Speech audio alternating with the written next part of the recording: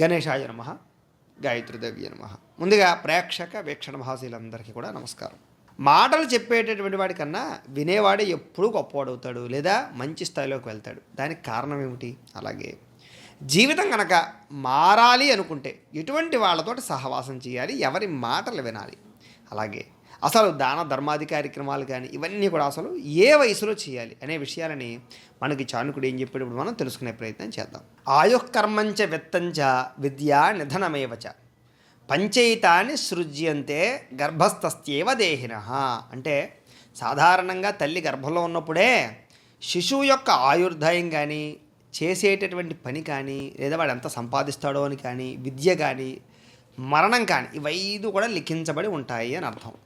అయితే చాణక్యుడు ఈ విషయాన్ని చెప్పాడు అంటే కనుక మనం చాలా తీక్షణంగా తీవ్రంగా ఆలోచించాలి. సాధారణంగా ఈ విషయం విన్న వెంటనే చాలామందికి చాలా అనుమానాలు కూడా వస్తాయి. ఏమండి, గర్భంలో ఉన్నప్పుడే ఇవన్నీ కూడా ఎలా తెలిసిపోతాయండి, లేదా గర్భంలో ఉన్నప్పుడే ఇది ఎలా నిర్ణయించబడిపోతుంది, దీన్ని ఎలా నమ్మాలి అని మన అందరికీ అనుమానం వస్తుంది. అయితే గర్భంలో ఉన్నప్పుడే, తల్లి గర్భంలో ఉన్నప్పుడే శిశువు ఈ 5 విషయాలు అంటే ఏమిటి అంటే కనుక వాడు చేసే పని కానీ, లేదా వాడి సంపాదన కానీ, లేదా వాడి చదువు కానీ, వాడి మరణం కానీ, లేదా వాడికి సంబంధించినటువంటి ఆయుర్దాయ విషయం కానీ, ఇవన్నీ ఈ పంచ విషయాలు 5 విషయాలు ఎలా లెక్కించబడతాయి అంటే కనుక సాధారణంగా మనం జ్యోతిష శాస్త్రంలో కొన్ని రకాల అంటే డేట్ ఆఫ్ బర్త్ని బట్టి జాతకాలు చెప్తూ ఉంటారు. అవి పక్కన పెట్టినట్లయితే హస్త సాముద్రికం అని చెప్తారు కదా. అయితే హస్త సాముద్రికం దేన్ని బట్టి చెప్తారు అంటే చేతికుండేటటువంటి రేఖలను బట్టి చెప్తారు. ఈ రేఖలను బట్టి కూడా హస్త సాముద్రికము అంటే హస్త అంటే 5 అని కూడా అర్థం వస్తుంది.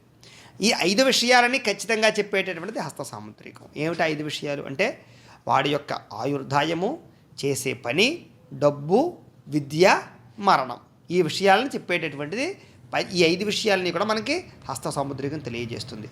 అందుచేత గర్భంలో ఉన్నప్పుడే చేతి మీద రేఖలు అనేటటువంటి నిర్ణయించబడిపోతుంటాయి చిన్నపిల్లలకి. అందుకని పుట్టిన వెంటనే పిల్లలకి రేఖలు ఉంటాయి చూడండి కావాలంటే. అంటే గర్భంలో ఉన్నప్పుడే భగవంతుడు వాడు పూర్వజన్మ కర్మ ఏంటి, పూర్వజన్మలో ఎలాంటి కర్మ చేశాడు, పూర్వజన్మలో ఏం మంచి పనులు చేశాడు, ఎలాంటి దానం చేశాడు, ఎలాంటి పుణ్యం చేశాడు, దానివల్ల ఈ జన్మలో వాడు ఎలా ఉండాలి, ఎలా బతకాలి, ఎంతకాలం జీవించాలి, ఎంత ఐశ్వర్యవంతుడు అవ్వాలి, ఎలాంటి చదువు చదువుకోవాలి, ఎవడి కడుపులో పుట్టాలి, ఇవన్నీ కూడా నిర్ణయం చేసి ఆ విషయాలన్నింటినీ కూడా తల్లి గర్భంలో ఉన్నప్పుడే ఈ విషయాలు చేతి మీద లిఖించేస్తాడు. అందుచేతే తల్లి గర్భంలో ఉండగానే శిశువు యొక్క ఆయుర్దాయం అంటే ఎన్నాళ్ళు బతుకుతాడో కానీ, చేసే పని కానీ, అంటే వాడు ఏదో చేసేవంటే వాడు ఇంజనీర్ అవుతాడా, లేకపోతే పండితుడు అవుతాడా, పామరుడు అవుతాడా, లేకపోతే వర్తకుడు అవుతాడా అనే విషయాన్ని కానీ, లేదా వాడి మామూలుగా కుబేరుడు అవుతాడా, లేకపోతే అప్పుల పాలైపోతాడా అని కానీ, డబ్బు నిలబడుతుందా నిలబడదా అని కానీ, లేదా చదువుకున్నవాడు అవుతాడా చదువు లేనివాడు అవుతాడా అని కానీ, లేదా మరణ సమయం అంటే ఎలా మరణిస్తాడు అంటే సాధారణంగా చూడండి అర్ధాయుష్షు అంటారు. అంటే 30 ఏళ్ళకి 40 ఏళ్ళకి 50 ఏళ్ళకి చనిపోయేటటువంటి పరిస్థితులు వస్తూ ఉంటాయి. అంటే వాడికి అర్ధాయుష్ ఉందా పూర్ణాయుష్ ఉందా, ఇలాంటి విషయాలన్నీ కూడా మనం తెలుసుకోవడానికి అవకాశం ఉంటుందన్నమాట. అంటే ఇవన్నీ కూడా పుట్టినప్పుడే నిర్ణయించబడిపోతాయి. భగవంతుడు మనకి హస్త సాముద్రికల్లో చేతి రేఖల ద్వారా నిర్ణయం చేసేస్తాడు అని అర్థం. కాకపోతే దాన్ని తెలుసుకోవడానికి మనం చాలా శాస్త్ర పండితుల ద్వారా తెలుసుకునే ప్రయత్నం చేస్తూ ఉంటాం మనం. అయితే ఆ విషయాన్ని కూడా మనకి చాణక్యుడు చక్కగా చెప్పాడు. అయితే సాధుభ్యస్తే నివర్తంతే పుత్రా మిత్రాణి బాంధవా ఏచతై సహతందార తద్ధర్మాతు సుకృతం కులం. అంటే కనుక దీని అర్థం ఏంటి కనుక సాధారణంగా ఏదైనా సత్సంగంలో కానీ, ఏదైనా మంచి వ్యవస్థలో కానీ, మంచి వ్యక్తుల దగ్గర కానీ, మోటివేషన్ చేసేటటువంటి వాళ్ళు కానీ, లేకపోతే సత్పురుషుల దగ్గర కూర్చుని ఏదైనా మంచి మాటలు వినేటప్పుడు కానీ, లేదా ప్రవచనకర్తలు ఏదైనా మంచి విషయాలు చెప్పేటప్పుడు కానీ, లేదా ఆలయాలకు వెళ్ళేటప్పుడు కానీ, లేదా మంచి ప్రదేశంలో కూర్చున్నాము, లేదా ధ్యానం చేస్తున్నాము, లేదా మెడిటేషన్ చేస్తున్నాం అనుకోండి, ఈ సమయంలో ప్రధానంగా గుర్తొచ్చేవి ఏమిటో తెలుసా మీకు? పిల్లలు, భార్య, ప్రేమికురాలు, వ్యాపారం, డబ్బు, ఆస్తులు, లేకపోతే కుక్కలో, లేకపోతే కనుక మనం పెంచుకునేటువంటి ఆవులో, లేకపోతే గేదెలో, లేకపోతే రకరకాల పౌల్ట్రీలో ఏదో రకమైనటువంటి ప్రాపర్టీయో, ఏదో రకమైన సమస్యో, ఏదో రకమైనటువంటి వ్యవహారమో ఏదో ఒకటి గుర్తొస్తాయి. అదే మనం సినిమా చూస్తున్నాం అనుకోండి, లేకపోతే ఏదైనా వ్యవహారం నడుపుతున్నాం అనుకోండి, లేకపోతే హోటల్లోకి వెళ్ళి ఏదైనా ఫ్రెండ్స్తో బాతాకాండి చేస్తూ ఫుడ్ తింటున్నాం అనుకోండి, సమస్యలు గుర్తురావు, ఇల్లు గుర్తురాదు, ఫ్యామిలీ గుర్తురాదు, ఏది గుర్తురాదు. కానీ మంచి మాటలు వినేటప్పుడు, సత్పురుషుల దగ్గర కూర్చునేటప్పుడు, ప్రవచనం వినేటప్పుడు, ఆధ్యాత్మికపరమైనటువంటి కార్యక్రమాలు చేస్తున్నప్పుడు, గుళ్ళలోకి వెళ్ళినప్పుడు, ఇలాంటప్పుడు మాత్రమే ఇలాంటివన్నీ గుర్తొస్తూ ఉంటాయట. అందుచేత ఎప్పుడైతే మనం ధ్యానము చేసినప్పుడు కానీ, గుళ్ళోకి వెళ్ళినప్పుడు కానీ, సత్పురుషుల దగ్గర ఉన్నప్పుడు కానీ వీటిని త్యజిస్తామో అప్పుడు వాళ్ళు చెప్పే జ్ఞానం అనేటటువంటిది మనకి సిద్ధిస్తుంది. వాళ్ళు చెప్పేది అర్థమవుతుంది.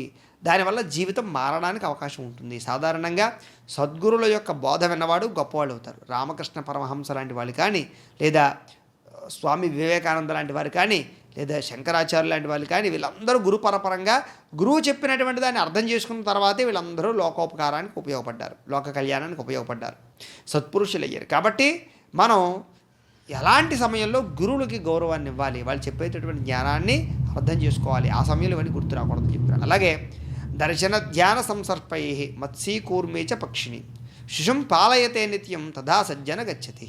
అంటే దీని అర్థం ఏంటి కనుక, చేప ఒకటి, తాబేలు ఒకటి, పక్షి ఒకటి, ఈ మూడు కూడా వాటి చూపుల ద్వారా కానీ, వాటి తలంపుల ద్వారా కానీ, స్పర్శ ద్వారా కానీ పిల్లల్ని పొదుగుతూ ఉంటాయి. అలాగే సత్పురుషులు లేదా సజ్జనులు వీళ్ళందరూ కూడా వాళ్ళ దగ్గరికి వచ్చేటటువంటి వారికి ఆధ్యాత్మిక ఉన్నతకే పాటు పడుతూ ఉంటారు. అంటే వాళ్ళకి వచ్చేటనుకోండి, ఒరే నాయన 4 మొక్కలు నాటరా, లేకపోతే ఈ దానం చేయరా, లేకపోతే ఈ మంచి పని చేయరా, లేకపోతే ఈ భగవంతుడికి పూజ చేయరా, ఇలాగ ఏదో రకమైన మంచి పని చెప్తాడు. లేకపోతే అక్కడికి ఈ ధ్యానం చేయరా, ఈ మంత్రాన్ని పుచ్చుకుని కాసేపు అనుష్ఠానం చేయరా.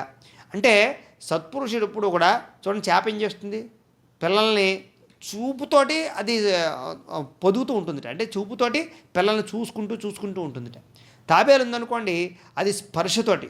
అలాగే పక్షి ఉందనుకోండి, తన పిల్లల్ని అలాగ పొదుగుతూ, అంటే రెక్కల మధ్యలో పెట్టి దాచుకుంటూ, ఇలా కాపాడుకుంటూ, వాటిని పెంచుకుంటూ, వాటిని ఉద్ధరించుకుంటూ ఉంటాయి. అలాగే సత్పురుషుడు ఎప్పుడు ఏం చేస్తుంటే మంచి చెబుతూ, మంచిని పైకి తీసుకొస్తూ, సేవ చేయిస్తూ, అంటే వాళ్ళ చేత సత్కార్యక్రమాలన్నీ చేయిస్తూ వాళ్ళని పొదుగడానికి ప్రయత్నం చేస్తాడు, అంటే వాడిని ఉద్ధరించడానికి ప్రయత్నం చేస్తాడట. అలాగే యావత్ వస్తోహ యదో దేహో యావత్ పృశ్చ సుదూరత తావత్ ఆత్మహితం కుర్యాత్ ప్రాణాంతే కింకరిష్యతి. అంటే దీని అర్థం ఏంటి కనుక, మనం అనుకుంటాం మరి ఇంకా బోల్డ్ వయసు ఉంది, బోల్డ్ టైం ఉంది, మంచి చేయాలన్నా, దానం చేయాలన్నా, పుణ్యం చేయాలన్నా, తీర్థయాత్రలు చేయాలన్నా ఇంకా బోల్డ్ వయసు ఉంది, ఇప్పుడే ఎందుకు అని. కానీ చాలా పొరపాటు. ఎంతవరకు శరీరం ఆరోగ్యంగా ఉంటుందో, పని చేయడానికి వీలు కలిగి ఉంటుందో, మృత్యు ఎప్పుడైతే ఇంకా మనకు దూరంగా ఉంది అని మనం భావిస్తూ ఓపికగా ఉన్నామో అంతవరకు కూడా దాన ధర్మాలు చేయవలసిందే. ఎందుచేత మృత్యు సమీపించిన తర్వాత, ఆరోగ్యం వీక్ అయిపోయిన తర్వాత, సంపాదించే పరిస్థితి పోయిన తర్వాత